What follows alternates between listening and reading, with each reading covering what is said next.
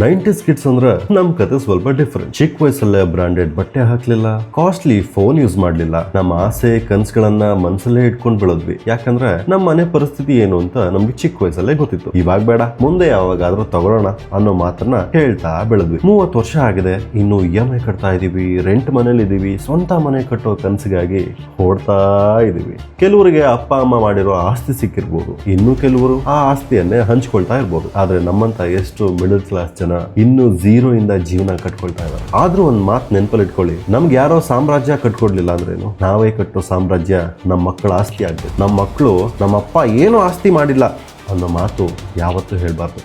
ಅದಕ್ಕೆ ಇವತ್ತು ಕಷ್ಟಪಡಬೇಕು, ಬೇವು ಸುರಿಸ್ಬೇಕು. ಯಾಕಂದ್ರೆ ದುಡ್ಡಿಗೆ ಬೆಲೆ ಇದೆ, ಆದರೆ ಒಳ್ಳೆ ಹೆಸರಿಗೆ ಅದಕ್ಕಿಂತ ದೊಡ್ಡ ಬೆಲೆ ಇದೆ. 90s ಕಿಡ್ಸ್ ಸ್ವಲ್ಪ ಲೇಟ್ ಆಗ್ಬೋದು, ಆದರೆ ಖಂಡಿತವಾಗಿ ಗೆಲ್ತೀವಿ.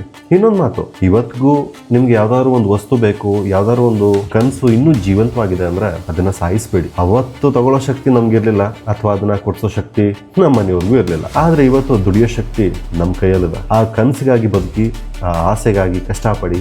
ಯಾಕಂದ್ರೆ ಈ ಜಗತ್ತಲ್ಲಿ ಯಾರು ಬಂದು ನಮ್ಮ ಕೈ ಹಿಡಿದು ಎತ್ತಲ್ಲ, ನಮಗ್ ನಾವೇ ಆಗ್ಬೇಕು. ನಮ್ಮ ಕನಸುಗಳನ್ನ ನಾವೇ ನಿಜ ಮಾಡ್ಕೋಬೇಕು.